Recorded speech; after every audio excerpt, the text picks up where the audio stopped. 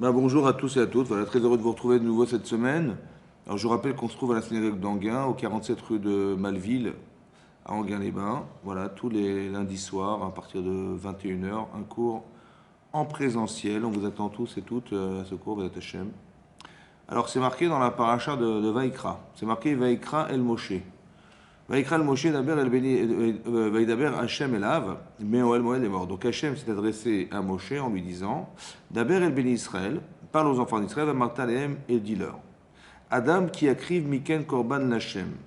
Adam, lorsque l'homme yakrive, il approchera un sacrifice, un korban parmi vous, un korban lachem, pour Hachem, mina behema ou mina bakar ou mina tzon, de l'animal domestique, de l'animal du gros bétail ou du menu bétail, takrivo et korban trève, vous pourrez approcher votre sacrifice.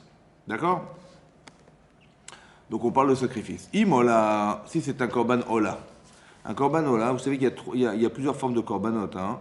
Il y a le korban, dans la paracha, on va traiter du korban ola, du korban khatat et du korban shlamim. Alors le korban ola, il vient réparer des fautes qui venaient des mauvaises pensées, ou bien de misvot assez qu'on n'aurait pas réalisé. Quelqu'un, il n'a pas fait Kriyat Shema, il amène un korban ola, ou bien de misvot, c'est un lavanita classé, c'est-à-dire que il y a des misvot qui sont réparés par des asim. Il y a des interdits, ouais, comme par exemple quelqu'un qui vole. Comment on répare le vol? Il faut rendre l'objet volé, ça va? Et donc le fait de rendre l'objet volé, ça répare la faute de l'avoir volé. Ça s'appelle un lave anita classé. C'est un lave qui est rattaché, un interdit qui est rattaché à une misvot tassée. D'accord? Dans ce cas-là, s'il n'a pas rendu l'objet volé, ouais, alors il devra amener un korban ola. C'est bon?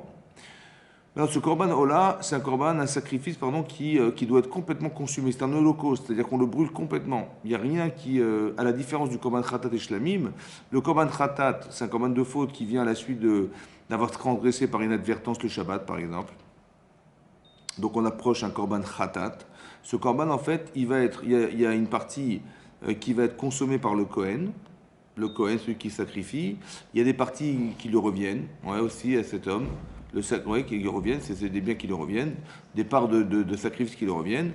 Alors que la différence du Korban Shlamim, c'est que le Korban Shlamim, c'est quelqu'un qui va consommer, lui-même va consommer son propre sacrifice. Par exemple, le Korban de Pessah, c'est un Korban Shlamim.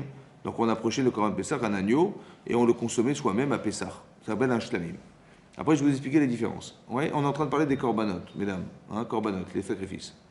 Et donc, c'est ce qui traite la paracha. Im ola korbanot, comme bakar, zachar tamim yakrivenu. Donc, si c'est un zachar, c'est un mâle, vous l'approcherez. Un tamim doit être entier. Yakrivenu le petach wal moed devant la porte de la tente d'assignation. Yakrivoto lirtsono lifnei Hashem. Vesamach yado. Donc, il doit appuyer sa tête, ses mains, al roche, aola.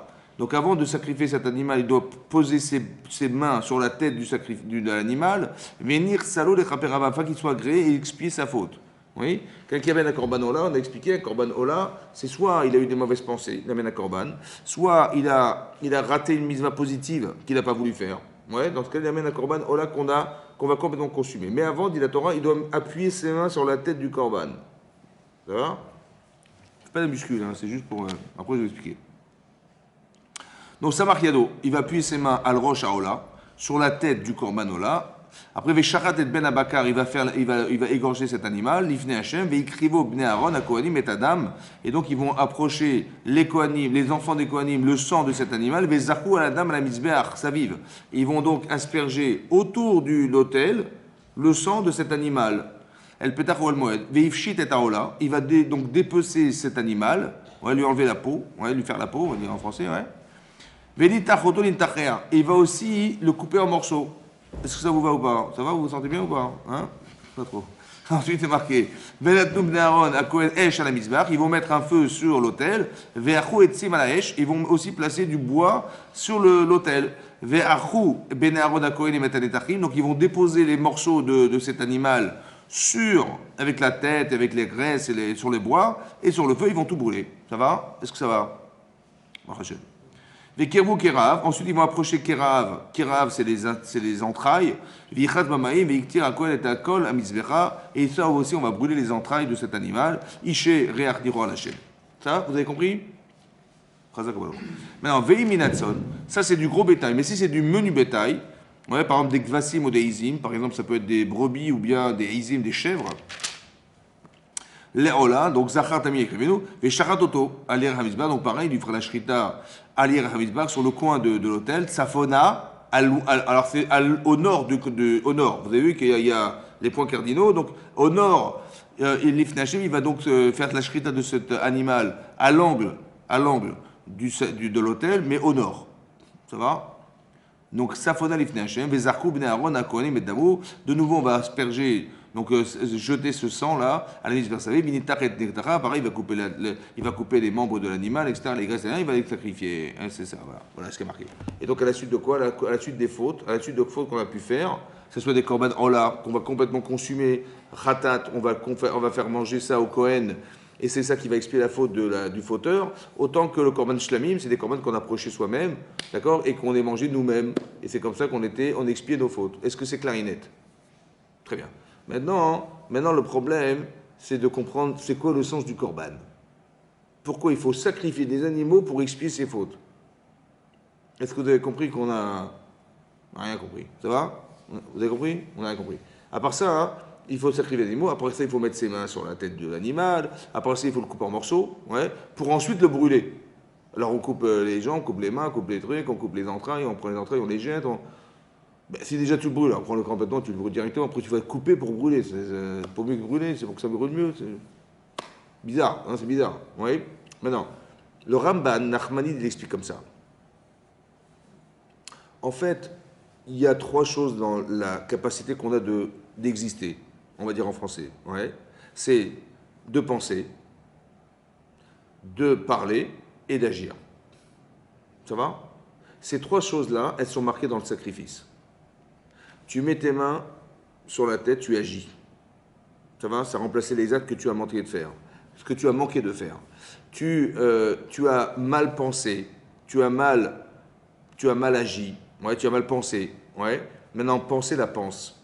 Non, je rigole. Vous voyez, la pense.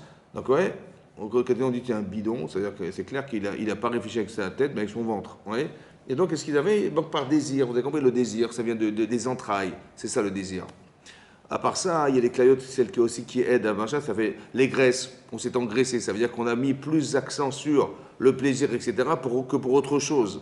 Et donc, en fait, on s'est détourné, on a suivi des chemins qui ne sont pas les bons chemins, et c'est ça qui nous amène à fauter dans la vie. On se détourne, on dérape, on se détourne des bons chemins, et c'est comme ça qu'on prend du poids. Vous allez dire, vous en balance, on s'en balance. Mais quelque part, c'est vrai que le poids, on s'en balance. C'est pour ça que il faut faire attention à tous ces trucs-là. Et à part ça, il y a le dibour, la parole. On a mal parlé, on a mal agi, on a mal parlé, on a mal pensé. Le dibour, c'est on va faire le vidouille, on va se repentir pour expier la faute d'avoir mal agi, et mal parlé, et mal pensé. Comme ça explique le Ramban.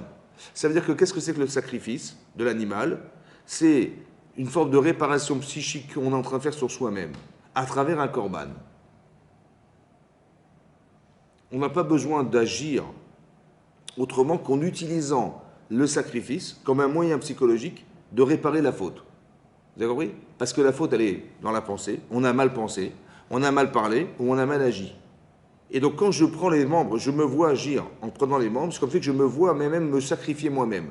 Je fais le sacrifice de soi, du moi, et on va essayer d'expliquer pourquoi c'est comme ça.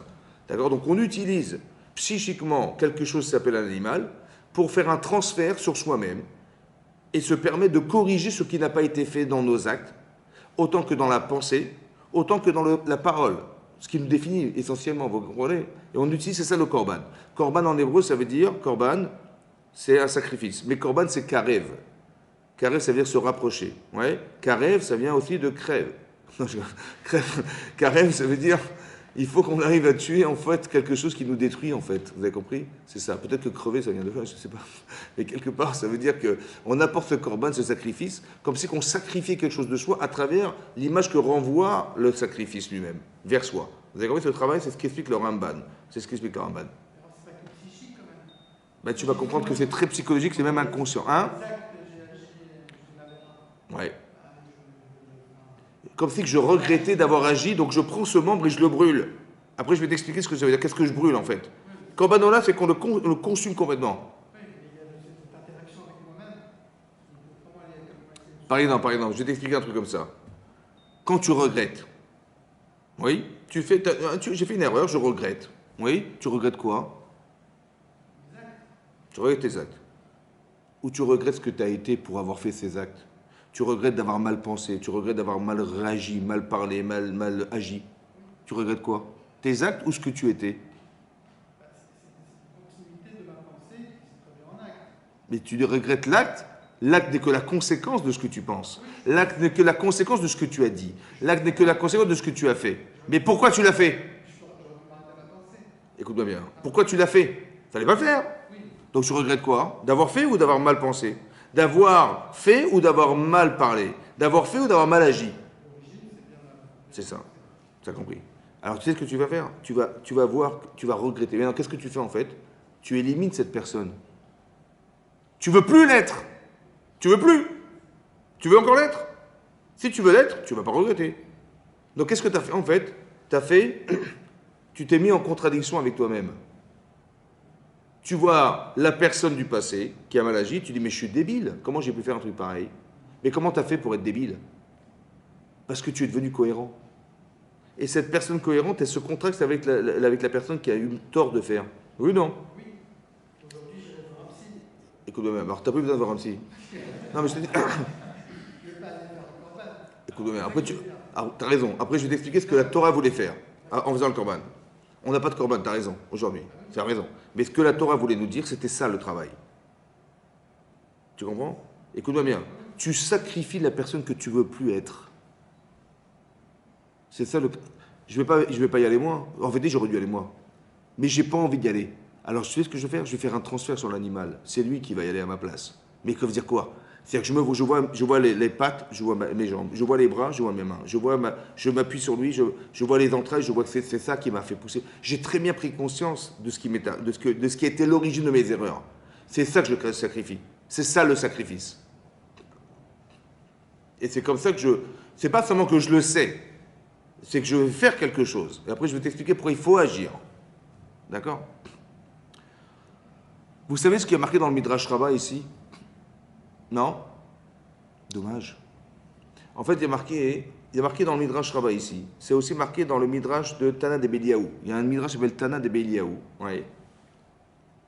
C'est marqué que quand on a porté ce fameux sacrifice Ola ici, là, c'est marqué Tsafona Lifne Hashem. Tsafona Lifne Hashem. Au nord, à l'angle au nord du sacrifice, devant Hashem. Là-bas, c'est marqué que ce pasouk-là, on le dit, ouais, d'où aussi devant des sacrifices qu'on apportait, le Korban Tamid, du matin. Vous savez, quand il y avait le Beth Amikdash, il y avait deux sacrifices. Un qui commençait les sacrifices comme un Korban Tamid chez le Boker. Il y avait un Korban Tamid qui démarrait les Korbanot, c'est le Korban Tamid du matin. Et il y avait le dernier sacrifice qu'on apportait, c'est le Korban Tamid chez la Ben Arbaïm, qui était fait juste après la 6e heure de la journée. Ça va? Deux sacrifices. D'où ça vient qu'Hachem, il a ordonné qu'on fasse ces sacrifices-là. Et on disait ce verset, Safona Lifne Hachem. Hachem, il a ordonné qu'on disait au nord de ce sacrifice, au nord de l'autel, devant Hachem. Voilà ce qui est marqué. Mais pourquoi? Parce que Hachem, vous avez vu que Hachem, quand Avraham Avinu, il a fait la Akedat Yitzhak, et qu'il a accepté de faire la Akedat Yitzhak, le sacrifice de Yitzhak, par ce mérite-là, dit le Midrash, alors on a eu le Korban Tamid du matin et celui de l'après-midi, et c'est sur ce verset-là qu'on disait Tsafona Lifne Hachem. Maintenant, vous avez remarqué qu'on a porté un haïl. Ici, c'est marqué le korban, le sacrifice qu'on a porté, c'est marqué un haïl. Haïl, c'est quoi un haïl? Un bélier. Comme le haïl, comme le bélier que Avram, il a finalement apporté à la place de son fils. Et donc, ça rappelle la Akedat Yitzhak.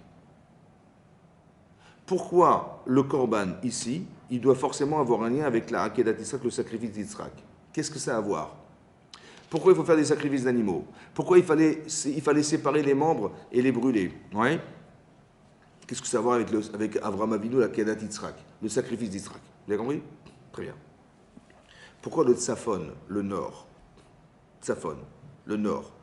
Il dit, on va dire Tsafon, le Tsafon à l'Ifne Hachem, au nord de l'angle de l'autel devant Hachem.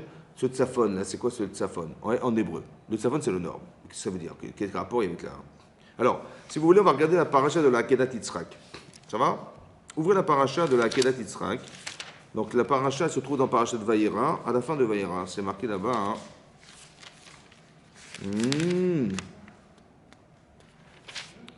Alors, c'est la page, page 104. Vous voyez, la page 104 du Chumash, donc on est dans le 22e, 22e paragraphe de la parashat Bereshit, Vaïra. Ça va?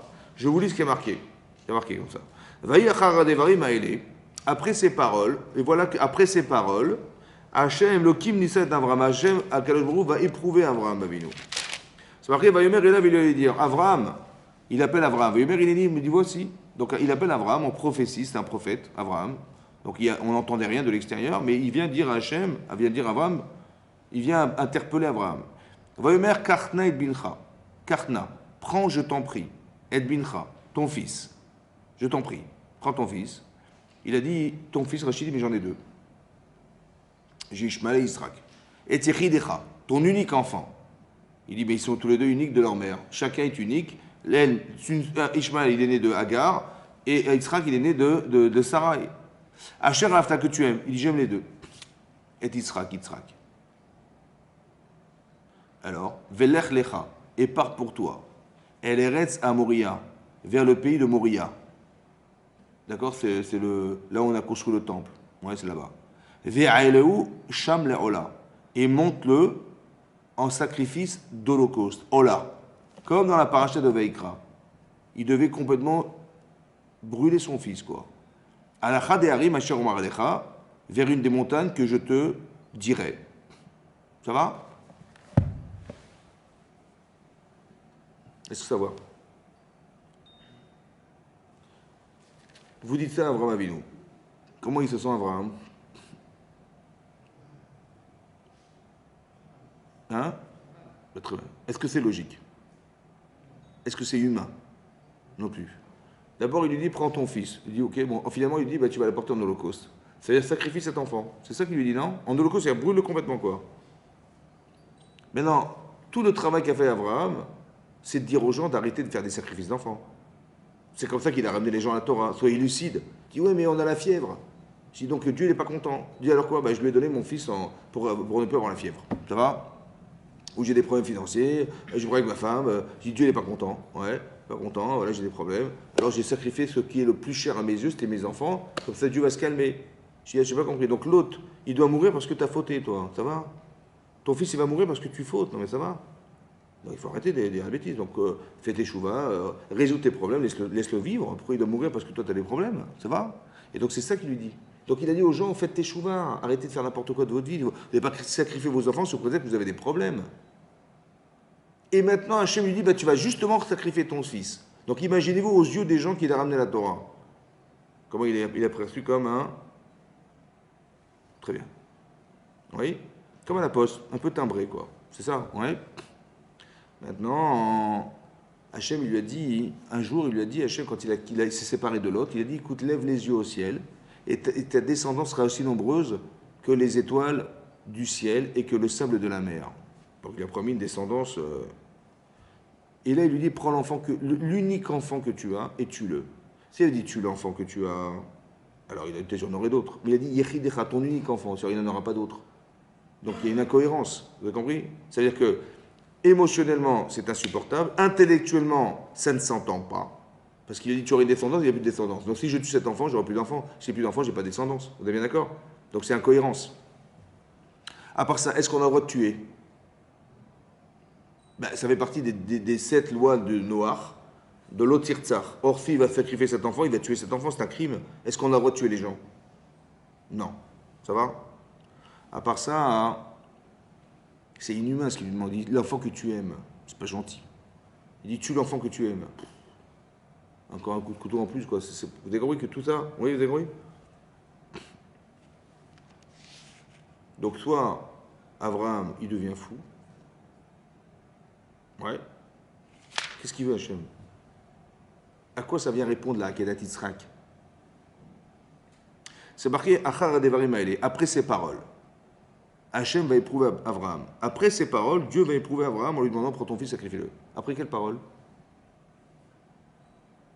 Après ces paroles, Dieu il va éprouver Abraham. De quoi tu parles? Quelle parole? Hein? Ben, je sais pas, ouais, c'est vrai. Après les paroles de quoi? Il va éprouver Abraham à la suite de paroles. Alors Rachid expliquait. Regardez Rachid. Yesh merapetenu omrim. Donc Rachid explique comme ça, ouais. En fait, ce que dit Rashi, vous allez voir ce que dit Rashi, mais c'est marqué autrement. Il y a marqué autrement dans le Tana de Eliaou, mais là, Rashi l'amène comme ça, mais c'est la même chose en vérité. Mais je vais vous expliquer pourquoi c'est pareil. C'est marqué Yesh Merabot et Omrim. Il y a parmi nos maîtres qui ont dit Achar Devarav Shel Satan. Après les paroles du Satan. Oui. C'est qui le Satan? Alors le Satan, c'est un ange. Mais l'Agma dans Baba Batra Daftet Zayin, elle dit là-bas que le Yetzerara, le Satan et le Malach HaMavet, le Yetzerara Fat, vous connaissez Yetzerara Fat? Oui. C'est le même qui est le Satan qui nous accuse. Ouais. Et c'est le même qui tue. C'est le même ange. Celui qui donne envie, celui qui accuse et qui condamne, et celui qui tue, c'est le même ange. C'est le Satan, le Yetzerara, le Satan, le Malach HaMavet. Là, c'est marqué le Satan. Donc, c'est celui qui va accuser Abraham. C'est marqué ici, c'est marqué que après les paroles du Satan, Shamar, Shaya, Mekatrek, Veomer, il était en train d'accuser Abraham et il disait Mikol Seuda Sheasa Abraham, lo ikriv lefanecha parechad ailechad. Abraham Avinu, vous savez que quand Abraham il a eu son enfant, 2 ans plus tard, il a fait un Mishte Gadol, un grand festin. Rachid expliquait ce grand festin, c'est pas qu'il a fait un buffet énormissime, non, c'est qu'il a invité les grands de ce monde. Il a fait un Kiddush Hashem. Lequel, en disant, voilà, regardez, cet enfant, il a 2 ans, il est sauvé, j'en ai 102, ma femme 92. Alors Dieu existe ou pas? Et on a prié, voilà, Dieu nous a répondu, voilà. Donc il a fait un Kiddush Hashem. Énormissime. Mais le Satan, il vient, hein, il dit, mais attends, il a fait un Kiddush Hashem, Mazal Tov.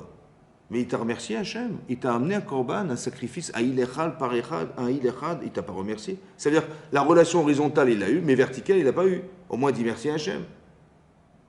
Ça va? Voilà ce que fait le Satan, il condamne Abraham, il l'accuse Abraham.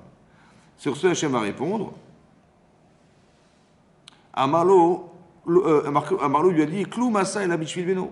T'inquiète pas, il a fait tout ça pour son fils, mais pour montrer le Kiddush Hashem d'avoir eu cet enfant. Il dit la preuve,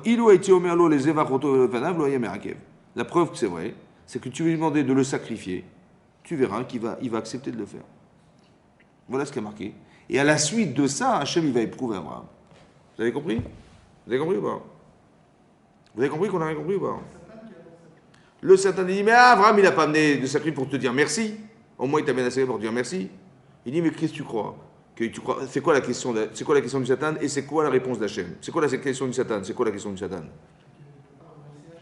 C'est quoi la question du Satan? Ça c'est ce qu'il a dit. Mais qu'est-ce qu'il a voulu dire? C'est quoi la question? Hein? Comment? Ça c'est autrement dit, mais qu'est-ce que ça sous-entend? Ça veut dire que son fils il prend la place d'Hachem. Avant qu'il n'avait pas son enfant, il dit ah Dieu, je t'en supplie, maintenant qu'il a eu, t'as oublié.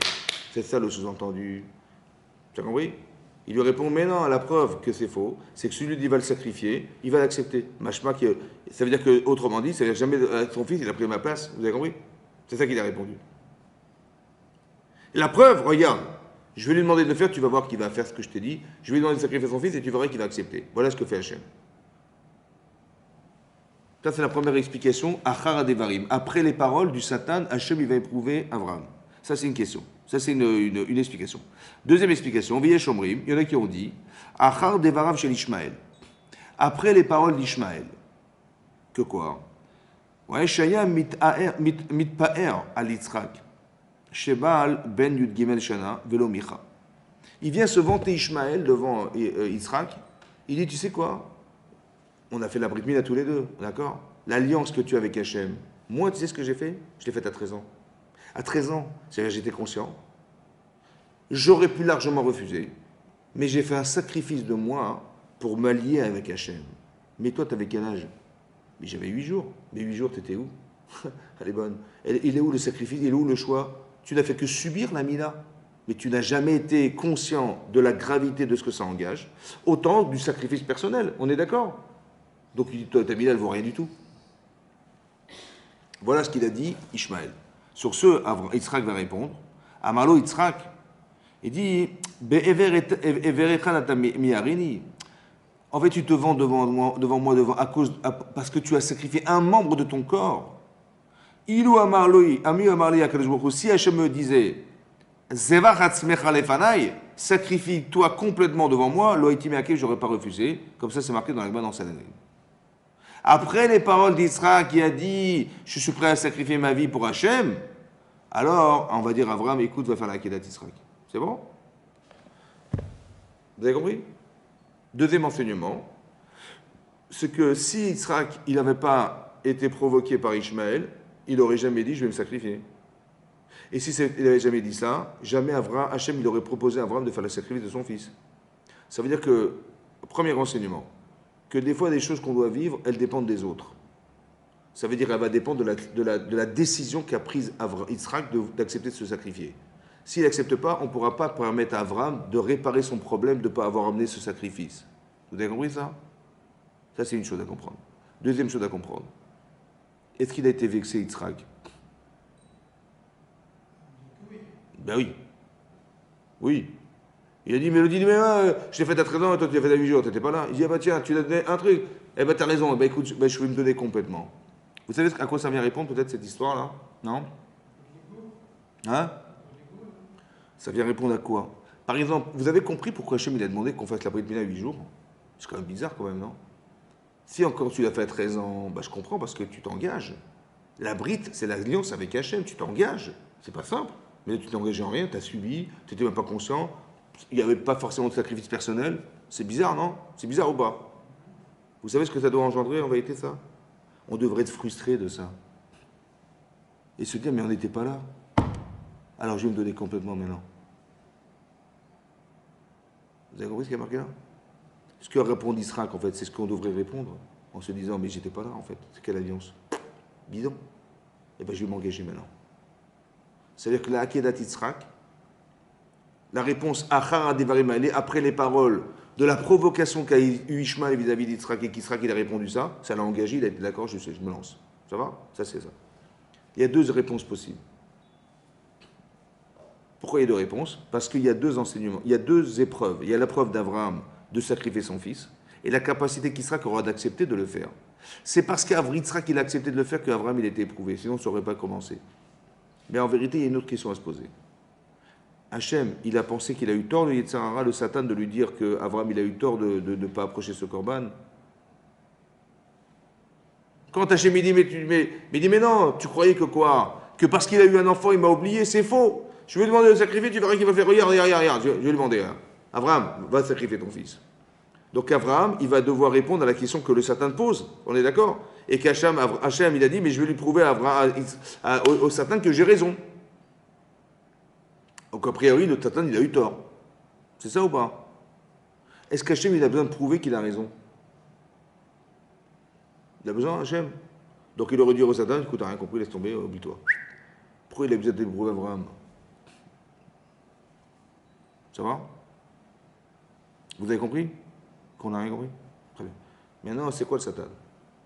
C'est quoi l'Yetzer Hara? On a tous du Yetzer Hara. Pas vous, mais bon, les autres. Hein? On a tous du Yetzer Hara. Mais pourquoi Hachem a créé Yetzer Hara?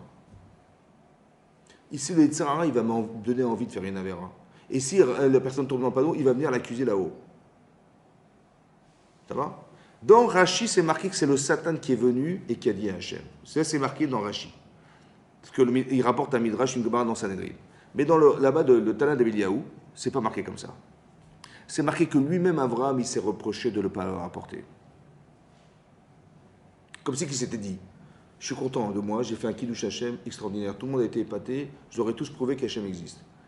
Mais il me manque quelque chose. Il m'a manqué de dire merci à Hachem. Ça m'a manqué. C'est marqué comme ça dans le Midrash Tana de Eliyahu. Pas comme Rashi l'amène ici, que c'est le Satan. Mais en vérité, c'est la même chose. La question qu'on se pose dans la vie, c'est celle qui vient du Satan. Vous avez compris? C'est marqué dans la Gemara Meforach, c'est marqué dans la Gemara Sanhedrin. Le Satan, il vient voir Abraham, il dit, mais qu'est-ce que tu fais là? Il dit, en fait, le Satan, il dit, tu vas quand même pas tuer ton fils. Mais je lui dis, mais Hachem, il m'a dit de sacrifier. Ah, t'as rien compris, c'est pas logique. On peut pas demander à un homme de tuer, c'est assourd de tuer, donc il n'est pas tablé si t'as pas dit ça. Ouais. Satan lui dit, mais sacrifice d'enfant, mais c'est quelque chose que tu t'es toujours interdit, pourquoi tu vas le faire? Mais tu crois que franchement, il t'a dit ça? Hachem, de tuer ton enfant que tu aimes, ça n'a aucun sens. Il dit, en plus, il t'a dit ton seul enfant unique. Ouais, mais c'est pas possible que tu puisses tuer l'enfant unique que tu as et d'avoir une descendance aussi nombreuse que les étoiles. C'est pas possible. Toutes les questions, elles viennent de qui? Il a marqué dans la Gemara, elles viennent du Satan. Elles viennent du Yetzer Hara, pardon. Ouais. Mais en vérité, ces questions, elles viennent de qui? D'Abraham lui-même. Donc qu'est-ce qu'il fait le Satan? Il fait que d'être un révélateur de la contradiction, du questionnement qu'un homme il a sur lui-même. Tu t'entends parler ou pas? Tu t'entends? Tu dis mais je vais pas faire ça, je vais pas faire ça. Tu crois que c'est toi en vérité, c'est le Satan. C'est marqué Yitzhara, c'est Yitzhara. Ça veut dire que tu n'as pas de réponse, mais tu as des questions. C'est vrai? Dans ta vie, tu as des questions. Mais les questions ne viennent pas de toi, elles viennent de la carence que tu as. Donc c'est quoi le Satan? L'accusateur, c'est le révélateur de la carence d'Abraham. C'est quoi le Satan? Le Satan, c'est quoi l'Yitzhara? C'est le révélateur de la carence d'Abraham. C'est ça. S'il avait compris, il n'aurait pas de question. Mais il n'a pas compris. C'est incohérent ce qu'on lui demande de vivre. C'est illogique, c'est inhumain qu'on lui demande. Je ne comprends pas. En vérité, cette question, elle vient du fait de ne pas avoir de réponse. Mais c'est le Satan qui lui dit, tu ne vas pas le faire. C'est comme si tu dis, va rendre service à quelqu'un, attends, donne de l'argent à un tel, attends, qu'il aille voir quelqu'un d'autre. Je n'ai pas envie. En vérité, ta neshama, elle te dit, mais donne. Mais ton corps, il dit, attends, tu vas trouver quelqu'un d'autre, faire des efforts pour lui, mais attends, qui se débrouille. En vérité, c'est ce Adam qui refuse. Adam, il refuse. Mais c'est le Yetzer Hara qui anime derrière toutes ces questions, tout ce questionnement, tout ce refus, tout ça. Et ça dépend de qui? Ça dépend de moi. Ça dépend de moi, ça veut dire, est-ce que tu gères ou tu gères pas cette personne? En vérité, quand le Satan, il pose la question à Hachem, et que le Satan n'est que le révélateur de la défaillance d'Abraham, donc qui c'est qui parle à Hachem?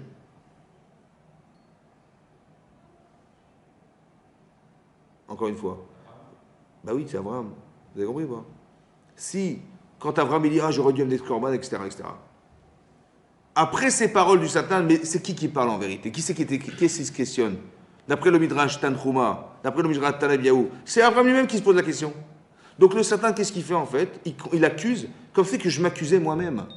C'est peut être conscient ou inconscient. Conscient parce que je le sais que j'ai eu tort, ou inconscient parce que j'ai l'impression d'avoir fait un kiddush Hashem de folie, tu vois. Mais en fait, derrière, inconsciemment, je sais qu'au fond de moi, hein, il m'a manqué quelque chose. Oui ou non? Donc quand Hashem il dit, ben, je vais demander à Abraham de faire le sacrifice de son fils, ce qu'il a manqué au départ, c'est vrai? Oui. Ça vient répondre à la question de qui? Hein? Abraham. Donc, conclusion, donc. Donc ce qui arrive à Abraham, c'est lui qui l'a engendré. Qui c'est qui l'a demandé? C'est lui-même. Donc ce qui nous arrive, qu'est-ce qu'il a demandé? Hein? C'est nous. Donc est-ce que je peux me plaindre de ce qui m'arrive? Ben non, parce que c'est moi qui l'ai demandé. Je ne me rends même pas compte que ce que je vis est la réponse à mon problème. Alors que moi je croyais que c'était un problème. C'est un problème de devoir sacrifier son fils. C'est un problème de sacrifier l'enfant qu'on aime. C'est un problème de tuer l'enfant qu'on aime. C'est un problème de se savoir contredit par Hachem en permanence en sachant qu'il m'a demandé de faire un truc qui est complètement contraire à ce qu'il m'a demandé. C'est une question. C'est un problème ou c'est une réponse. Ça vient répondre à quelque chose. Ça vient répondre à ce que j'avais jamais compris. C'est-à-dire, je n'ai pas compris pourquoi j'ai pas des sacrifices. Il faut que j'apporte ce sacrifice. Alors Hachem me dit, amène ton fils. T'as compris? Vous avez compris? Peut-être que la question que j'ai au fond, c'est de me dire, peut-être que j'ai oublié Hachem parce que j'ai eu cet enfant. C'est ça le kitrouc du Satan. Alors pour réparer ça, il faut que j'amène mon fils. Tu as compris ce qu'il est en train de nous expliquer? La vie est une réponse à la question posée. Ça va? Ça s'appelle un sacrifice, ça. C'est-à-dire que quand j'apporte le sacrifice, je répare mon problème. Mais comment je répare? C'est ça qu'il faut comprendre. Ça va? Vous avez compris ça maintenant? Quand est-ce qu'on s'interroge de cette manière? Je pense, ça reste entre nous. Hein. Quand vous dormez la nuit, qu'est-ce que vous faites la nuit? À part ronfler, qu'est-ce que vous faites? Hein? Ben, vous dormez. Mais c'est bizarre parce que le matin on fait les tiédianim. Vous voyez pourquoi faire? Parce que, pourquoi on enlève la tomate de quoi? Parce qu'il est parti de notre neshama. Elle est partie là-haut. Vous savez ce qu'elle fait là-haut? Elle dit à Hachem, écoute, j'ai pas amené de corban, j'ai pas fait ça, je t'en prie, éprouve-moi parce que je l'ai pas fait. Il faut que je le fasse. Je ne veux pas partir d'ici sans l'avoir fait. Alors, je dis, il n'y a pas de problème, je vais te le faire. Donc ce que je vis, en fait, c'est ce que je lui ai demandé quand je dormais. Tu comprends ça? Tu as compris? Et donc, quand je suis éprouvé, je sais, j'ai la simcha de savoir que ça vient répondre à un problème personnel. Des fois, je comprends, des fois, je ne comprends pas, mais c'est forcément réparateur. Ce que je vous dis là, c'est soit conscient, vraiment, il a conscience qu'il n'a pas apporté, soit c'est inconscient, mais il sait au fond de lui-même que ça n'a pas été fait. Ça va? Oui? On a dit tsafona lifne Hashem. Tsafon. C'est quoi le tsafon? Mais en hébreu, tsafoun, ça veut dire quoi tsafoun? Caché. Caché. En vérité, le tsafon, c'est le Yetzirah qui est caché en toi qu'il faut solutionner. Comme le Yetzirah qu'il avait à Abraham Avinu. Tsafoun, c'était enfoui dans lui. Le Yetzirah, il est enfoui en nous. Mais il est le révélateur de ce qui ne va pas chez moi. Alors tu vas faire ça pour répondre à ton Yetzirah qui est Tsafoun, qui est Betzafon, l'Ifne Hashem. Comme Abraham Avinu. Il avait des questions et tout ça et tout ça, mais ces questions viennent de son Yetzirah, elles viennent de sa méconnaissance, elles viennent de sa carence, elles viennent de son manque de compréhension. Alors il faut agir pour faire que. Vous avez compris? Qu'est-ce qui va se passer? Abraham, il va accepter. Il va accepter. Comment il a accepté? J'aime mieux que ça. Mieux que ça. Regardez, je lis avec vous la paracha. Comment elle s'appelle? De la paracha de Vaïra. Regardez la page 106. Vous avez avec moi la page 106 là? Notre roumage bleu. Donc on est dans Perekav Bet, Pasuk Gimel. Le troisième verset de la paracha de cette paracha de Vaïra. Ça va? C'est marqué Vayeshkem Avram Baboker. Ça veut dire comment vous traduisez en français? Vayeshkem Avram Baboker. Vayeshkem. Hein? Il s'est réveillé tôt le matin. Vayirbosh et Tramoro, Vayikash Nenareto. Il s'est réveillé tôt le matin. On lui a dit la veille, au soir, qu'il devait tuer son fils. Et le matin, il s'est réveillé tôt le matin. D'abord, il a dormi. Comment il a réussi à dormir, je ne sais pas. Il a réussi à dormir ou pas? Hein? Ben, si c'est vrai, c'est qu'il a dormi. Et comment il a réussi à dormir? Et à part ça, il est parti tôt. Ben non, c'est déjà, dans le choc, il est énorme. Avant la shkia, on ira peut-être avant le coucher du soleil. Non, il est venu tôt le matin. Et Rachid qui est parti Bessimcha. Ah, j'ai rien compris, là. Vous avez compris quelque chose, franchement? Comment il a pu être sa mère? Il était heureux de partir, il était joyeux de partir. Mais comment joyeux, tu tues ton fils, c'est joyeux? Comment tu fais? Hein? Mais c'est normal, ça? L'angoisse de faire de ce que Dieu lui demande. L'angoisse, mais la joie. Il s'est levé tôt le matin. Ah, super. Il a gagné de l'auto. Il a gagné de l'auto, il est super content. Comment c'est possible qu'il soit sa mère?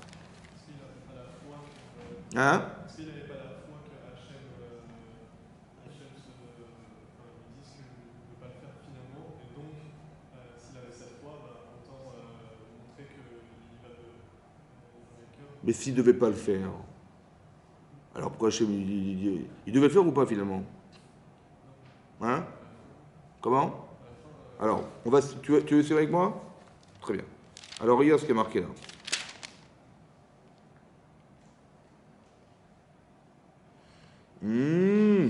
Comment elle fait la vache? Alors.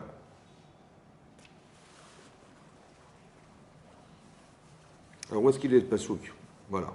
Regarde le pasouk He. Tu as vu le pasouk He? Vayomer Avram el Neharav. Il a dit Avraham à ces jeunes hommes, en fait il y avait Ishmaël qui l'avait accompagné, et il y avait Eliezer qui l'accompagnait. D'accord? Chez vous, lachem poimachamor. Installez-vous ici avec l'âne. Vani vanar nelechatko. Parce qu'à la suite de quoi il a dit ça? Alors, avant c'est marqué, regardez, c'est marqué comme ça. Bayom Hashelishi, pardon, Pasuk Dalet. Bayom Hashelishi, le troisième jour, donc ça fait 3 jours que ça lui trotte dans la tête déjà. Ouais. Marqué Vaïssa Avram et Tenav. Tu as vu? Il a levé les yeux, Avram. Vayar et Amakom et Rachok. Il a vu l'endroit de loin. L'endroit où Hachem lui a dit, tu verras l'endroit où je te dirai. Il l'a vu de loin. Qu'est-ce qu'il a vu? Mais il a vu la colonne de nuée. Il a dit à Ishmaël, il a vu une colonne de nuée sur la montagne, de loin. Ouais, le Makom Merachok. Il a vu l'endroit de loin. Il a dit à Ishmaël et à Eliezer, vous voyez quelque chose là-bas? Il a dit, on ne voit rien. Il a dit à son fils, tu vois quelque chose là-bas? Il dit, ouais, je vois une colonne de nuée. Alors si vous ne voyez rien, vous êtes des Ivoiriens. Il a dit comme ça. Ouais. Alors je vous poï ma chamor. Installez-vous avec le chamor. Ça veut dire qu'avec le chomer, la matière, vous êtes matérialiste, vous ne voyez pas le spirituel. Et après je continue. Il a dit Vani banar nelechatko. Comment? Ah, parce que Rachid dit que quand on part en voyage, il faut toujours être accompagné. Il dit on ira là-bas, de l'endroit là, où je vois là-bas. Je vous dis, cette montagne-là, on va y aller là-bas. Venishtachave, on va se projeter. Venashuva alechem. Ça veut dire quoi, Venashuva alechem? Venashuva. Hein? Comment? Nous retournerons vers vous. Mais s'ils partaient pour le tuer, ils allaient revenir à deux ou seuls? Hein? Normalement, Rachid dit qu'il a prophétisé. C'est une prophétie. Ça veut dire qu'il pensait partir pour tuer son fils. Pour répondre à ta question. Il ne pensait pas que c'était du cinéma et que... Tu as compris ou pas?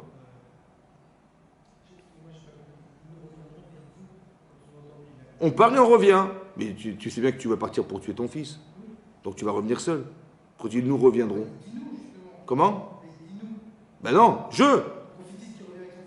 Il prophétise. Il a dit des mots sans avoir conscience de ce qu'il disait. C'est une prophétie. Ouais, il se voit revenir. Mais prophète. Mais pas en tant que conscient, homme conscient. Rachid nous dit comme ça. Il a été mitnavé. Il a prophétisé. C'est-à-dire qu'il savait qu'il devait tuer son fils, mais il a prophétisé qu'il reviendrait à deux. Il le sait maintenant. Donc quand il est parti, il pensait qu'il allait tuer son fils ou pas? Ben oui. Donc comment il s'est levé tôt le matin? Comment il a fait? Tu as compris ou pas? C'est pas grave, Dieu est grand. Ouais. Là, il le sait 3 jours plus tard. Mais quand il est parti, il le savait ou pas? Non. Donc il ne le savait pas. Donc quand il est parti, il pensait tuer son fils. Très bien. Maintenant, comment il s'est levé tôt le matin alors? Comment il a fait pour se lever tôt? Il dit ouais, super, je suis content. Alors écoutez-moi bien, écoutez-moi bien. Je me dis, mais comment Hachem il peut demander de tuer mon fils? Comment il a osé me demander de tuer l'enfant que j'aime? Comment il a pu dire de me dire de tuer carrément? Comment il a pu me dire de tuer cet enfant unique alors qu'il sait que j'aurai une descendance? J'ai des questions ou pas? Oui, là j'ai des questions. J'ai envie d'y aller ou pas? J'ai pas envie d'y aller. Mais à cause de qui? À cause de mes doutes. À cause de mon Yetzirah. Ça va? Maintenant, si je n'y vais pas, c'est qu'il a eu raison. Oui? Parce que tout ça, c'est pas logique. Donc il a eu raison de me dire de ne pas y aller. Parce que je ne veux pas tuer mon fils, je l'aime. Il a eu raison. Mais s'il a eu raison, c'est que Dieu a eu tort. Il a eu tort ou pas? Il a eu tort ou pas? Dieu, il a eu tort ou pas? Donc, qu'est-ce qu'il veut Hachem? Il veut que j'arrive à l'accepter au-delà de mon intelligence émotionnelle, humaine. Il faut que tu crois en Dieu. Ça veut dire quoi croire en Dieu? Que tu n'aies pas l'audace de dire un jour, je sais ce que c'est Dieu. Mais non, si ça ne correspond pas à ce que je pense, c'est qu'il n'existe pas. Comme il y a eu la Shoah, il y a des trucs comme ça, où il y a eu des accidents. Les gens disent, depuis que, je sais pas, un type, imaginez-vous, il est arrivé une catastrophe familiale, ouais, il a perdu quelqu'un de proche ou quoi que ce soit, et depuis ce jour-là, j'ai arrêté de faire Shabbat, j'ai arrêté de la mitzvot, j'ai arrêté tout. Je suis dégoûté. Ça va? Dieu ne peut pas exister si il a perdu quelqu'un de aussi proche que ça, c'est pas possible. Dégoûté de la vie, il a arrêté. Ça va? Donc ça veut dire que le ciel est bleu, la terre elle tourne, mais Dieu n'existe plus. Alors, je ne comprends pas. La réponse, elle est là. C'est pas parce que tu ne comprends pas que tu remets ta vie en cause ou tu mets Dieu en cause. Tu dis, j'ai pas compris. Ça va? Mais qu'est-ce qu'il veut Hachem? Il veut que tu ne sois pas enfermé par la question. Et je vais vous dire mieux que ça, écoutez-moi bien. On a tous une conception d'Hachem. On a tous un peu l'idée de ce que c'est Hachem. Oui? Oui, non? Mais ce que tu comprends d'Hachem, qu'est-ce que c'est par rapport à ce qu'il est lui-même? Hein? Infiniment, zéro. Donc quand un type il part de ce monde, il va retrouver Hachem, il va retrouver la bulle. Ça va? Tu sais ce qu'il dit Hachem? Il dit fais la Kedat Yitzhak. Tu dis mais j'ai rien compris. Fais-le. Pourquoi? Parce que Hachem il est plus dans ce que tu seras jamais de lui, de ce que tu seras de lui. On est bien d'accord? Oui, non? Donc Hachem il dit mais si tu veux qu'on se retrouve complètement, alors fais la Kedat Yitzhak. Ça veut dire que tu vas accepter Hachem dans ce que tu ne comprends pas. C'est pour ça qu'on met les tefilines le matin. Pourquoi on met les tefilines? Parce que tu vas commencer à comprendre qu'Hachem, il est largement au-dessus de ta conception humaine. Donc, il est plus dans ce que tu sais pas de ce que tu sais. Donc, quand tu acceptes de faire, je dis à mon Yitzhara, j'ai pas l'audace de dire que j'ai compris. Des fois, j'ai pas compris. Mais Dieu, il existe dans ce que je comprends pas non plus. Je l'accepte. Je suis Mahamine. Ça veut dire qu'Abraham, c'est un intellectuel, c'est un philosophe, c'est un penseur. Mais Hachem, il dit, mais le problème, c'est que quand tu vas subordonner ton action selon ce que tu penses, alors quand tu ne comprendras pas, tu ne feras pas. Mais j'existe plus dans ce que tu ne comprendras jamais. Donc il vaut mieux que tu acceptes de faire quand tu ne comprends pas. Tu balayes la question en te disant, c'est pas parce que j'ai pas compris que c'est débile. Je ne vais pas me refuser à le faire parce que j'ai pas compris. Je vais quand même le faire malgré que j'ai pas compris. Et là, j'ai atteint un niveau, je deviens mahamine, je deviens croyant. Comme si que la croyance démarrait là où la logique s'arrête. Parce que quand c'est logique, mais si je ne fais pas parce que c'est Dieu, c'est parce que c'est logique. C'est pas la mitzvah, tu t'en fous de la mitzvah. Moi, je tue personne. Hein. Pourquoi? Parce que si je tue, on va me tuer. Ah, d'accord. Donc tu tues pas parce que c'est logique. Mais non, c'est pas ça la mitzvah. La mitzvah, c'est d'arriver à conceptualiser quelque chose qui s'appelle Hachem, au-delà de ta conception. C'est pour ça qu'il y a eu la Kedat Yitzhak, pour faire basculer Adam Avraham Avinu à la fin de sa vie, entre l'intellectuel qu'il est, le penseur qu'il est, il va dire logiquement aux gens, arrêtez de faire ça, c'est logique.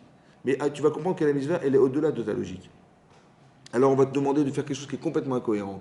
Est-ce que tu vas accepter, bien qu'il y ait une logique derrière? Mais je ne la comprends pas. Mais c'est pas parce que tu ne la comprends pas qu'elle n'est pas logique pour Hachem. Alors il t'a demandé de le faire. Donc adhère à la logique d'Hachem. C'est ça d'être Mahamine d'Hachem. Vous comprenez pas? Donc tu mets de côté ton petit Yetzerara qui te dit ne le fais pas. Tu sacrifies ton Yetzerara pour accepter sa volonté à lui. Ça, c'est la simcha qu'il a eue d'avoir compris ce que je vous explique maintenant. C'est ça la simcha. Maintenant, ça c'est une chose à comprendre. Deuxième chose à comprendre. Il est fort le Yitzhara ou il est faible? Il est très très fort. Oui, non. Hachem, il m'a dit, sacrifie cet enfant. Et Yitzhara, il dit, ah. Il vaut mieux te suicider, je dis tout de suite, hein, parce que c'est une horreur. Il est fort le Yitzhara ou pas? Mais pourquoi il s'acharne là? Pourquoi il s'acharne le Yitzhara? Pourquoi il s'acharne tellement là? Hein? Mais pourquoi il s'acharne? Là, et pas ailleurs. Là, il s'acharne, carrément là. Ça veut dire qu'il s'acharne, ça veut dire qu'il veut empêcher Abraham de faire la mitzvah. Oui, non. Mais de façon violente, hein, violente. Vous savez, quand vous arrive un truc pareil, des fois il y a un petit Yitzhara dans la vie, des fois il y a un très gros Yitzhara. Ça vaut pas. Est-ce que vous avez un très gros Yitzhara? Vous êtes des Rishaim ou des Tzadikim? Des Rishaim, hein. En fait, vous êtes des très très grandes Tzadikim. Parce que s'il s'acharne à vous empêcher de faire la mitzvah ou vous pousse à une avéra, écoutez-moi bien, hein, c'est que vous arrivez à un but, c'est de devenir cette personne, celle qui va refuser la avéra. Et comme il sait lui-même ce que vous ne savez pas vous-même, mais lui sait qu'il y a une avéra qu'il ne faut surtout pas que vous fassiez. Il n'y a que lui qui le sait, vous ne la savez pas vous. Et il y a une mitzvah que vous devez faire qui va vous empêcher de la faire. Il n'y a que lui qui le sait, vous ne le savez pas. Et bien ce que vous ne savez pas, c'est le but de votre vie. Vous ne le savez pas. Vous savez ce que vous allez faire dorénavant? Vous allez écouter votre Yetzirah. Votre Yetzirah va dire, non, non, fais pas de cette mitzvah-là. Mais pourquoi tu t'acharnes sur ça et pas les autres? Parce qu'en vérité, je te dis, c'est celle-là que tu dois faire.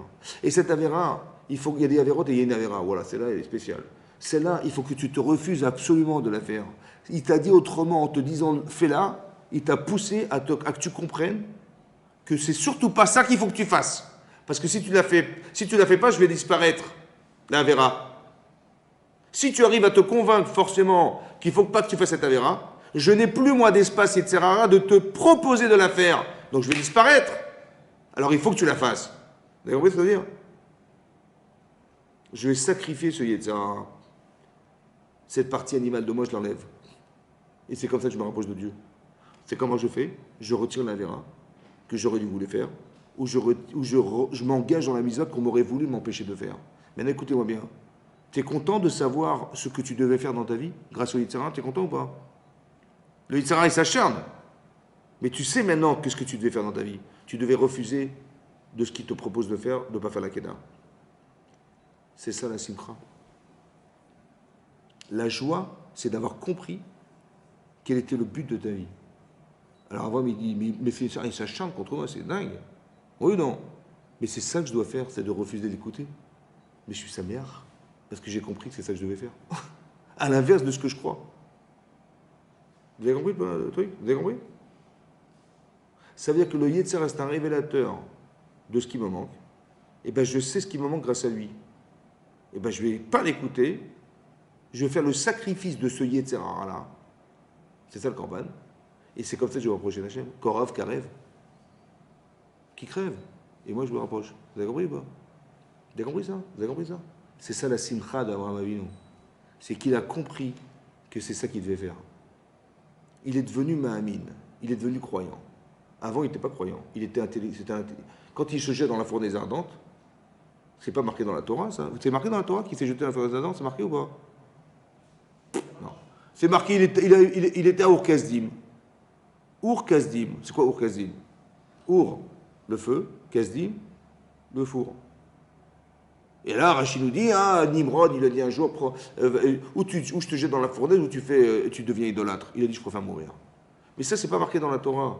Demande le Rav Simcha Zissel, pourquoi c'est pas marqué dans la Torah? Il est marqué la Kedat Israël. Dis-moi, Abraham, il a sacrifié sa vie pour les mitzvot. Oui, il fallait marquer ou pas? Bien sûr. Il dit, pourquoi c'est pas marqué? C'est pourquoi c'est pas marqué? Parce qu'il n'a pas fait comme un Mahamin, il l'a fait comme un intellectuel. Il était prêt à mourir pour ses idées. Il dit, moi je suis désolé, je ne veux pas me rabaisser à être un idolâtre, ça ne rentre pas dans mes idées, je préfère mourir que de faire ça un truc pareil. Il n'est pas mort en tant que Mahamin, pas en tant que croyant de la mitzvah, mais en tant qu'intellectuel qui ne se supporte pas à faire un truc qui est contraire à ce qu'il pense. Il est prêt à mourir pour ça. Et ça, c'est pas de la Torah, ça. C'est pour ça que ce n'est pas marqué dans la Torah. Par contre, ce qu'il a fait là, c'est la Emouna. C'est pour ça que c'est marqué dans le Midrash Rabbah, si vous voyez là-bas, c'est marqué que Avram, il avait dans l'idée au départ, un peu comme Voltaire, il pensait que Dieu avait créé le monde, il s'était détaché. Et là, il pensait que le rachat, il peut tuer le tzaddik, le tzaddik peut tuer le rachat dans ce monde, ouais. Et après, on réglera les comptes après la mort. C'est comme ça qu'il pensait au début, c'était sa façon de penser, Abraham. Et quand il a vu que Hachem est intervenu dans la fournaise ardente parce qu'il n'est pas brûlé, il n'a pas brûlé. Il a dit, il n'a pas brûlé, il dit, attends, il y a des flammes de partout, il ne brûle pas. Miraculeusement, Hachem est intervenu. Il a dit, Yesh Ba'ala Bira. Il y a un maître dans cette maison. Il a vu qu'Hachem intervenait dans ce monde. C'est redé, c'est là-dessus, quand il n'a pas brûlé. C'est là qu'il a commencé ça a changé sa faculté à penser. Quand est-ce que ça s'est fini? Ça s'est fini avec Kedat Israël. Est-ce que tu acceptes intellectuellement de faire abstraction de toi au service de la mitzvah qui t'incombe de faire? C'est ça la Kedat Israël. Vous avez compris? C'est ça, la Kedat Israël. C'est ça le Korban. Il y a marqué dans la passouk là-bas, Adam qui a créé Mekrim Korban, un homme qui approchera un Korban, Adam. Et c'est marqué plus tard, Nefesh qui techeta bishgaga. Un Nefesh, une personne, mais Nefesh en hébreu, ça veut dire, on va le traduire par une personne, mais Nefesh, c'est pas Adam. Adam vient du mot Adama, et Nefesh, c'est la conscience humaine. Il y a la Neshama, il y a le corps, et il y a le Nefesh. Le Nefesh, c'est la conscience. C'est la conscience qui t'a manqué. Nefesh qui t'est bishgaga. Tu n'avais pas la conscience de la valeur de ce que tu devais faire, c'est pour ça que tu as fauté. Donc ton manque de connaissance, ton manque de charisme, ton manque de, de responsabilité, c'est ça qui t'a fait fauter. Vous avez vu? Si tu désirais faire la mitzvah, tu n'aurais pas fauté. Vous avez compris? Si tu désirais vraiment, tu n'aurais pas fauté. Mais comme ça ne t'engage pas, alors tu t'en fous, alors tu fautes. Ça va? La négligence de soi, elle vient, c'est ça l'Yetzirah. De toute façon, c'est pas grave. Toutes les contradictions qu'on a en nous, en vérité, elle alimente le Yetzirah de dire tu t'es contredit, c'est pas grave. Contredis-toi, c'est pas grave. Il ne faut pas se contredire. Il faut rester lucide, il faut rester responsable, il faut rester humain, il faut rester adulte. Adulte. Et le Yetzirah dit reste arrivé que tu deviennes un gosse, tu fais n'importe quoi de ta vie. Mais quand tu t'engages, vous avez compris? La valeur que tu représentes, c'est ça qui t'engage. Ce que tu corresponds, à quoi tu corresponds. Oui. Et bien, de se séparer de son Yetzirah, c'est de se séparer c'est de débarrasser de ce qui nous sépare d'Hachem. C'est comme en couple. Ouais. En couple, c'est pareil. Quand on se dispute avec sa femme, etc., ouais, qu'est-ce qui se passe en fait? Ben, une femme, elle va voir son mari, elle va voir le rave, elle dit écoutez, mon mari, c'est une catastrophe, il est comme ça, comme ça, comme ça, comme ça. Il faut qu'on divorce. Bon. Il dit, mais vous plaisantez, ma femme c'est pire que moi, elle est comme ça, comme ça, comme ça, comme ça. Moi aussi je veux divorcer, ça va pas. Ouais. Alors qu'est-ce que je leur dis en général? Je leur dis, là vous venez de commencer votre vie de couple. Alors que vous aviez cru que vous aviez fini votre vie de couple. Vous avez remarqué, madame, que votre mari a des problèmes. Ouais. Ben, ce qui vous sépare de votre mari, c'est quoi? C'est des problèmes. Ben, aidez-le à se débarrasser de ces problèmes. Et toi, tu as vu chez ta femme quelque chose qui t'horripile, ouais, que tu as des capacités qu'elle n'a pas, ou des facultés qu'elle n'a pas, que tu as. ben, aide-la à trouver la solution à son problème. Et quand vous serez débarrassé de ce qui vous sépare, peut-être que vous allez commencer à vous aimer, non? C'est ça un couple. Donc c'est pas l'inverse, de dire ah, ça on s'entend pas, ça là, c'est votre terrain, c'est un problème conflictuel d'humain.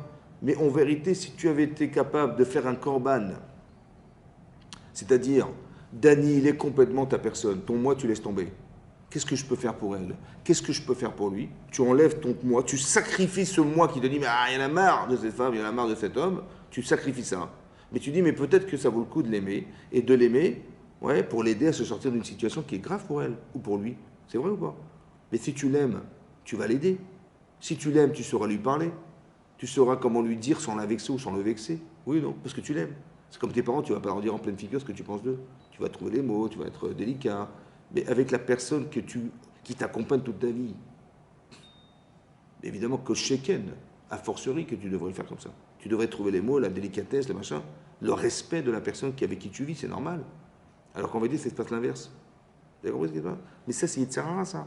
Donc il faut que tu comprennes tout ça, en fait. Il faut que tu te débarrasses de ce qui te sépare d'Hachem, de ce qui te sépare de ton épouse et ton mari, c'est ça. Et quand tu t'en débarrasses sur le solution, ben, tu n'as pas de problème. Au contraire, tu vas aimer, parce que tu t'es sacrifié pour la personne, tu as sacrifié ton moi pour... C'est contre nature, hein, mais c'est comme ça qu'on avance. Tu dis, mais elle me reproche des trucs, mais c'est contre nature. Mais justement, il faut que tu changes ta nature.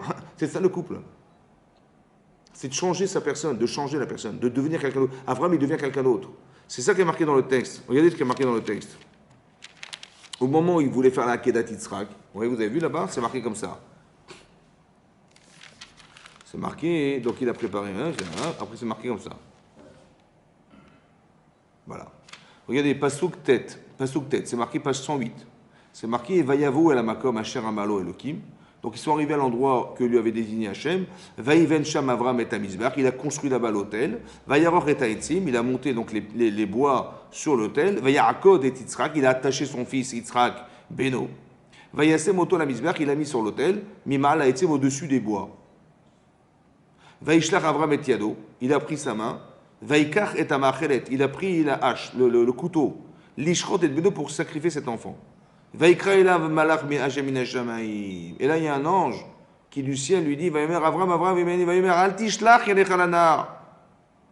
mets pas ta main sur l'enfant. Ne lui fais quoi que ce soit. Car maintenant, il y a Darti qui est Elohimata. Maintenant, je sais que tu crains Dieu. Tu n'as pas épargné ton fils. Et Tiridecha unique, mais béni de moi. Il a fait quoi, Abraham? Il a fait quelque chose ou pas? Il dit, maintenant je sais que tu crains Dieu. Mais j'ai rien fait. Il n'a rien fait. Qu'est-ce qu'il a dit? Vaïssa Avraham et Tenav, il a levé les yeux à Avraham. Vayaret Ine Aïl Achar Neechas Bisbar Bekarnav. Il a vu un autre bélier qui avait les cornes qui étaient coincées dans le buisson. Cet animal, il était là depuis la création du monde. Vayaler Avraham Vaikar et Aïl, Vayelo Odla Tachat Beno. Et donc il a pris cet animal, il l'a mis à la place de son fils. Vous avez vu? Finalement, il a amené un korban. Lequel? Celui qu'il aurait dû apporter depuis le départ. Vous avez vu ou pas? Ben finalement, il a apporté. Mais pourquoi Hachem lui a dit donne-moi ton fils alors? Il aurait dû dire amène-moi un korban. Hein? Est-ce que c'est normal? Attends. Hachem, il sait combien coûte le korban? Combien ça coûte un korban? Combien ça coûte un petit agneau, un petit bélier? Combien ça coûte? Combien? Dis-moi un prix. Hein, dis-moi, invente un prix. Combien ça coûte? 500 euros. Un peu cher, mais bon, 500 euros. On peut se faire rouler, c'est pas grave. 500 euros. Combien il coûte son fils? Combien il coûte son fils? Hein? Combien il coûte son fils? Hein? Et Hachem, il sait que ça n'a pas de prix? Donc comment il a osé lui demander amène-moi ton fils à la place du sacrifice que tu aurais dû m'apporter de près Rachid, ce qui dit Rachid, ouais. Ouais, il devait amener un sacrifice. Combien ça coûte? Ça coûte 500 euros. Mais son fils, ça coûte pas 500 euros. Comment Hachem, il a osé lui demander d'amener son fils à la place d'un korban, donc le korban il vaut 500 euros, il sait Hachem pertinemment que le korban, il vaut beaucoup moins que son enfant. Comment il a osé lui dire amène-moi ton fils à la place d'eux?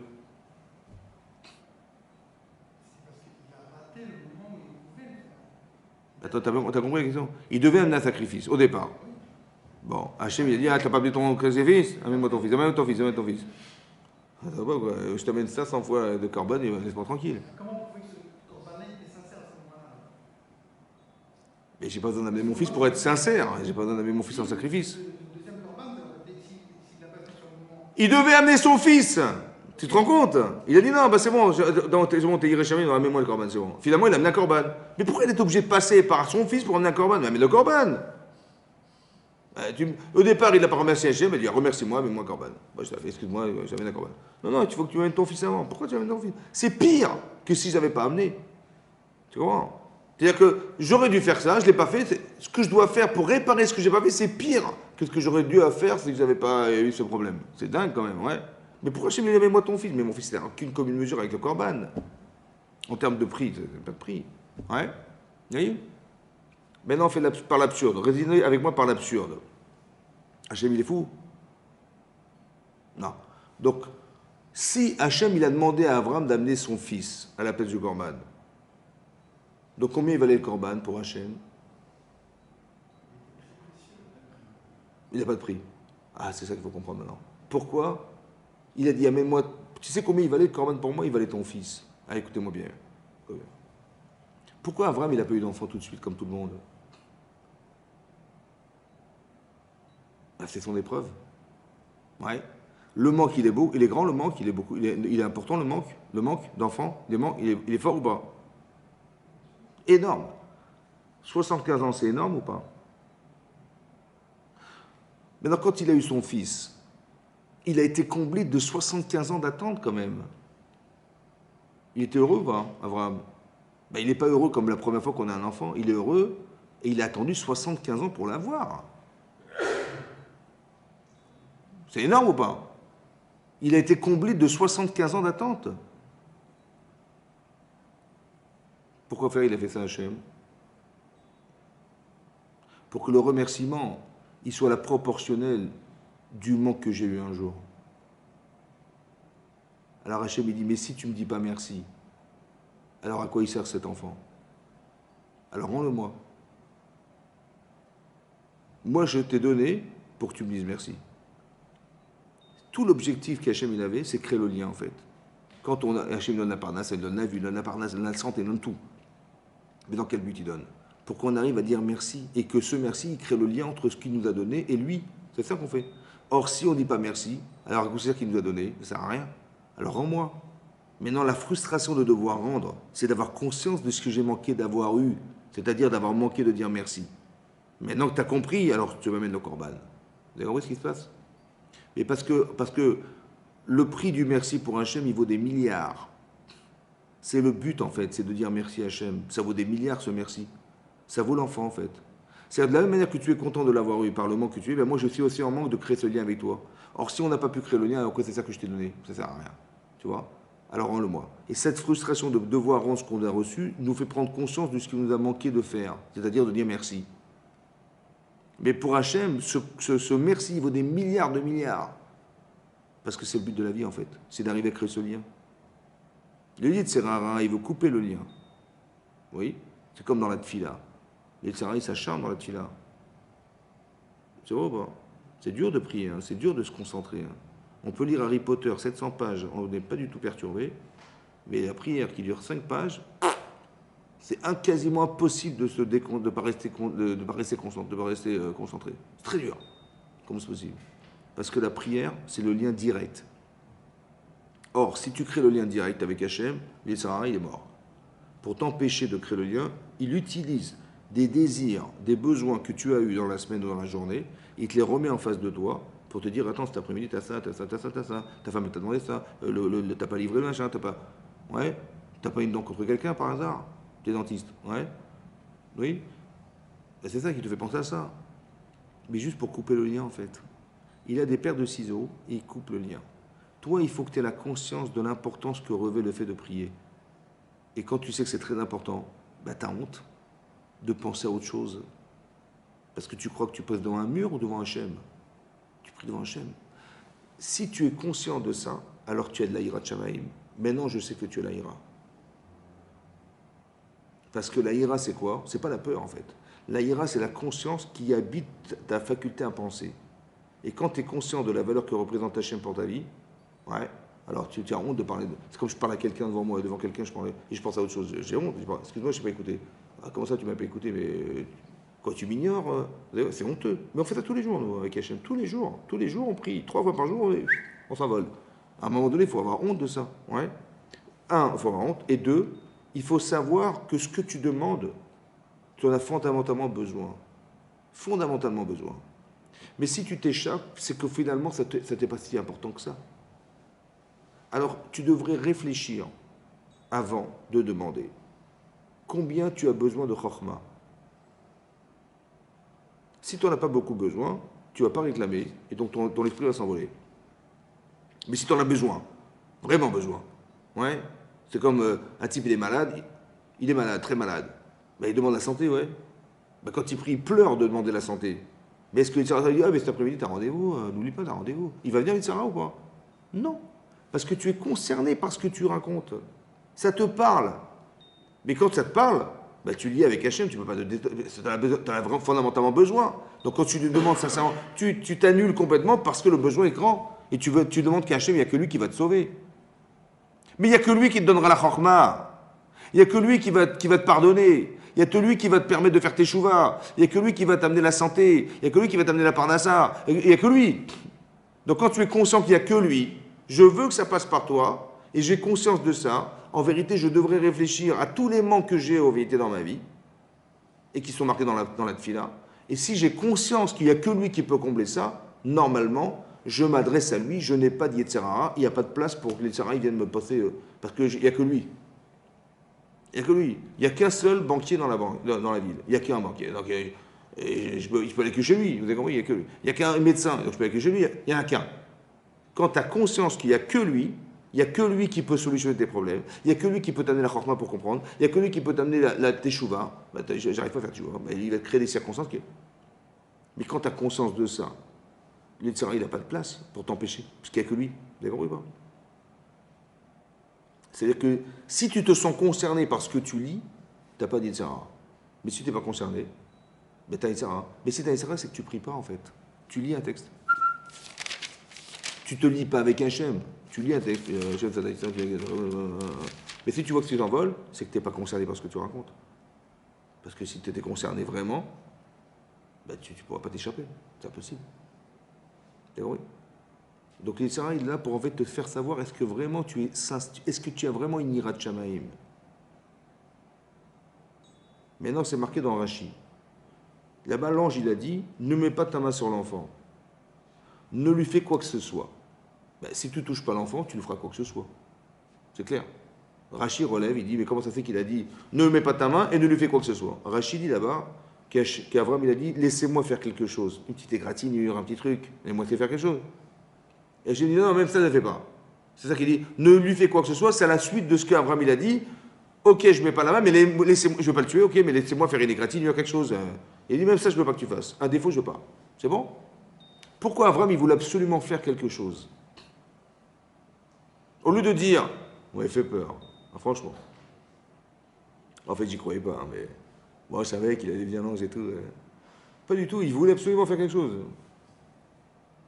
Laissez-moi faire une égratignure, pourquoi il veut le faire? Et je me dis, ah, c'est pas besoin.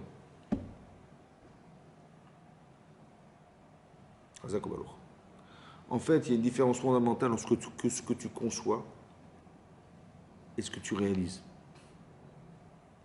La réalisation, elle permet d'entériner la faculté à être, ce qu'il n'y a pas dans la pensée. Par exemple, vous pouvez penser sauter en parachute, c'est vrai? Est-ce que vous voyez sauter en parachute? Mesdames, vous voyez ou pas? Voilà, moi j'ai la combinaison, je me vois, on ouvre la porte et je vois et je saute et je truc. Et j'arrive, ouais, j'ouvre mon parachute et j'arrive et j'atterris. Moi je me vois tout à fait. C'est vrai ou pas? Tu te vois aussi? Moi aussi. Maintenant, les massés, tu montes dans l'avion, tu es à 3500 mètres, le type il dit, tu vois le vent, il ouvre, il te met la combinaison, il te met le parachute, il dit, il saute! Et ta femme elle est en bas, elle est comme ça, ta femme, tu vois? Ouais, elle te fait. Elle a une pelle, elle creuse. Elle fait, attends, je regarde. Tu sautes ou pas? Tu sautes ou pas? Ouais? Et toi tu sautes? Pourquoi elle fait? Mais tu t'es vu sauter. Pourquoi tu te vois et tu n'arrives pas à sauter? À 3500 mètres. Vous sautez maintenant, vous? Hein? Vous sautez ou pas? Non, parce qu'il peut ne pas sauter le parachute. Hein. Vous sautez ou pas? Est-ce que vous voyez sauter? Pourquoi? Pourquoi j'arrive pas à réaliser ce que je pense? Non? Hein, parce que quoi? Hein? Elle est bonne, celle-là. Il y a raison que c'est réel. Mais là aussi, quand je pense c'est réel, je pense, je me vois sauter. Mais j'arrive pas à sauter. Pourquoi? Hein? Non, c'est pas un problème des moulins. Hein. C'est qui t'empêche de sauter? C'est ton corps. C'est ton Yetzirara, en fait, qui est là. Qui est Tsaphone. Il est dans toi. Il dit, mais tu te rends compte, si tu n'ouvres pas la parachute, hein, toutes les questions que tu te poses, c'est pas toi qui te les poses, c'est lui qui te les pose. Parce qu'en vérité, tu n'as pas les compétences. Mais si tu as sauté 2 fois, 3 fois, 4 fois, 1000 fois, 2000 fois, à la fin, tu sais comment tu montes? Tu dis, quand est-ce qu'on monte? C'est marrant parce que la première fois, tu as fait sur toi, carrément. Et après, au bout de 500 fois, tu dis, mais quand est-ce qu'on va remonter? Mais qu'est-ce qui s'est passé entre la première et la 500e? Ben, c'est l'expérience. Tu as vu? Que quand tu agis, ça a une incidence sur toi, que tu n'as pas dans la pensée. C'est pour ça qu'Abraham dit, mais laissez-moi faire. Je veux devenir quoi? Il a dit comme ça, Bechinam batilekan. Pour rien, je suis venu là. Quoi. Vous m'avez fait peur et finalement pour rien. Quoi. Mais non, j'ai atteint, je suis devenu Mahamine. Je suis devenu croyant. Laissez-moi faire, entériner ce que je suis devenu. Laissez-moi faire. Je veux faire quelque chose pour marquer, cristalliser ce que je suis devenu. Tu as compris ce qu'il veut faire, Hachem, Abraham? Il dit, c'est pas besoin, c'est bon, ça me suffit. Ça me suffit, pourquoi ça me suffit? Parce que si tu as été prêt à le faire, ce qui est le plus important de ta vie, c'est d'être prêt à faire. Vous savez pourquoi on n'arrive pas à faire des choses? Parce qu'on n'a pas été préparé à les faire. C'est pour ça qu'on refuse. Mais quand tu as réfléchi et qu'est-ce que tu as gagné de le faire, toi, il n'a aucune emprise sur toi. Toute la préparation, elle est en vérité préliminaire à ce que tu dois faire dans ta vie.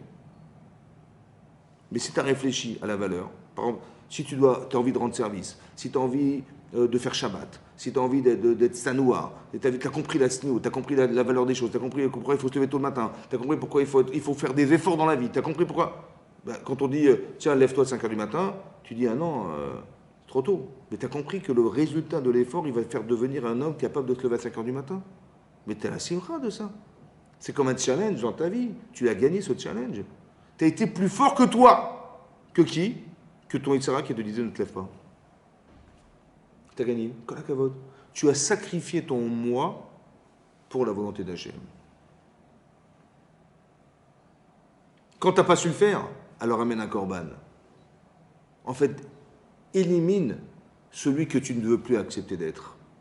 C'est cet animal, c'est ce membre, c'est ses entrailles, c'est ce cerveau, c'est ce truc. Tu ne veux plus être cet homme. Quand tu fais tes chouvas, ouais, tu dis mais je ne veux plus être cette personne. Ça ne m'intéresse pas. Vous savez, j'ai compris. La lucidité elle se contraste avec les erreurs que tu as eues d'être cette personne. Je ne suis plus celle du passé. Je refuse d'être cet homme. Je refuse d'être cette femme. Voilà, je ne veux plus cette femme-là. Alors, maintenant, hein, mais comment tu fais puisque c'est toi? Ben, je sais ce que je veux devenir et je sais ce que je suis. Je ne veux plus cette personne, donc je deviens l'autre. Ça va? Mais c'est ça le sacrifice en fait. J'ai fauté, j'amène un korban. Comme Abraham, il amène un korban. À la place de son fils. Tout ce que tu pensais faire sur toi, fais-le sur lui. Non seulement tu dis je ne veux pas, mais en plus tu réalises physiquement quelque chose. Comme si que tu prends le pied, c'est ton pied. Tu prends les mains, c'est ta main. Tu prends le truc, c'est toi. C'est toi. En fait, c'est un travail sur toi-même en fait, que tu fais. Tu réalises et tu vois et tu réalises qui va faire que tu vas changer ta personne. Tu l'acquiesces, tu la cristallises, tu la définis. Tu vois ce que je veux dire? C'est ça le korban en vérité. C'est pas de la magie, c'est pas de truc mystique. C'est très profondément psychologique. C'est comme ça qu'on se construit dans la vie. Vous avez compris? On se construit. Ça veut dire que tu as des certitudes et c'est ça qui réélimine tes doutes. Tu es logique, alors tu vas pouvoir mieux construire ta vie.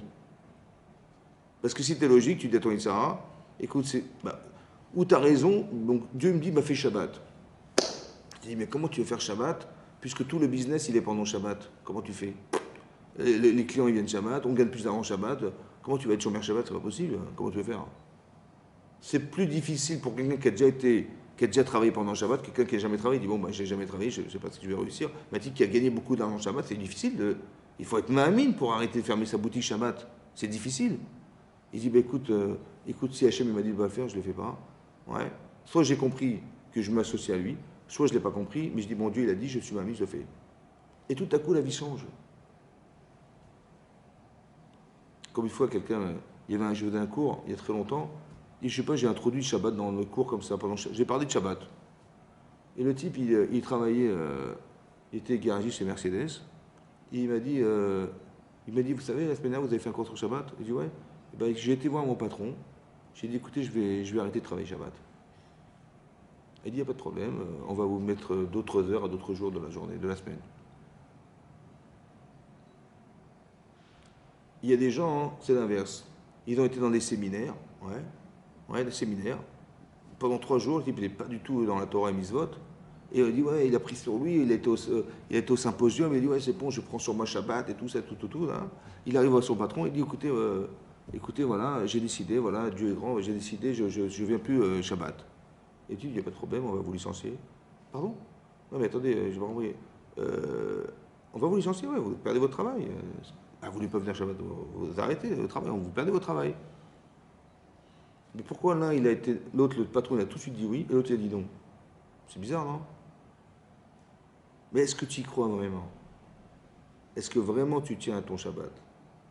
Ou tu dis, ah, parce que j'ai eu peur, qu'est-ce qui va m'arriver, machin. C'est pas le Shabbat, c'est parce que j'ai peur de ce qui va m'arriver, j'ai peur d'Hachem, j'ai peur de machin, j'ai peur des... Non, il faut que tu sois convaincu. Et si tu es convaincu, tu es convaincant. Et si tu l'es pas, tu dis, Dieu, partez. En fait, pourquoi il a fait ça, Hachem? Pour dire, mais en fait, tu n'y crois pas. Il faut que tu dises, écoute, c'est pas grave, ouais, bien sûr, licenciez-moi, je ne viendrai pas Shabbat. Parce que le Shabbat a une valeur telle chez moi que c'est pas ce que je vais gagner, ce que je crois que je vais gagner chez vous qui va me faire croire que je vais perdre ailleurs. Non, je ne vais pas travailler chez vous, mais je trouverai ailleurs quelqu'un qui va m'engager. J'ai la Emouna, vous avez compris la différence?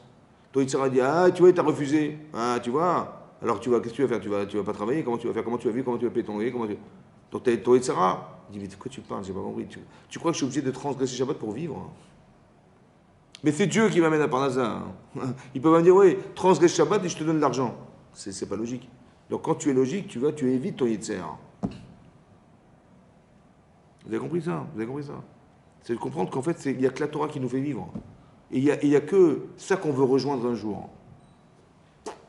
Donc qu'est-ce qui peut m'empêcher d'atteindre Hachem? C'est rien, vous avez compris? C'est ça, d'être macri, de se rapprocher d'Hachem, c'est la Mel Korban. Mais comment je sacrifie ce que je refuse de faire, ou il m'a manqué de faire, j'ai pas fait Kriyat Shema. Amen à Korbanola. Le Korbanola, c'est d'éliminer complètement, brûle tout ton Yitzhara qui est en toi. C'est ça le Korbanola. Brûle complètement ton Yitzhara. C'est-à-dire, il te pose des problèmes, il t'empêche de faire, il t'empêche de vivre, tu dégages. Ouais. Mais si tu es Saméach, si tu as la Simcha dans ta vie, donc tu n'es pas angoissé comme tu l'es quand tu te poses des questions et que tu n'arrives pas à t'en sortir, il faut que tu sois Saméach. Il faut que tu comprennes que de faire la mitzvah, en fait, tu vas gagner le monde futur, tu vas gagner d'être proche d'Hachem, tu vas gagner l'éternité. Mais ça n'a pas de prix, mon chéri, ça. Il dit, mais non, laisse tomber, fais pas ta mitzvah, fais pas de machin. Ben, j'ai dit, oui, mais tu dis, ouais, mais au moins tu es tranquille, au moins tu t'es pas fatigué, au moins tu t'es pas levé tôt, au moins tu n'as pas fait d'efforts. Mais c'est l'inverse, tu es né pour faire des efforts. Tu es né pour sacrifier ton moi au service de quelque chose qui s'appelle la Torah et les mitzvot. C'est ça l'objectif de ta vie. Donc tu dis, ben, j'ai rien fait. Ok, ben, dans ton là-bas, tu n'auras pas grand-chose non plus. Tu dis, ben, si tu sais ce que tu vas gagner à faire des mitzvot, tu vas atteindre l'éternité, tu vas faire un kiddush Hashem, tu vas tout faire. Ben, bien sûr que tu vas le faire, évidemment. Évidemment que tu vas le faire.